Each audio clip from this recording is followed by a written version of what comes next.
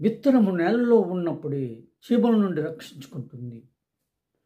నేలను చీల్చుకుని పట్టుకు రావడానికి తన పట్టుదలను తోడుగా తీసుకుంటుంది. పైకి వచ్చిన మొలక పక్షుల నుండి రక్షించుకుంటుంది.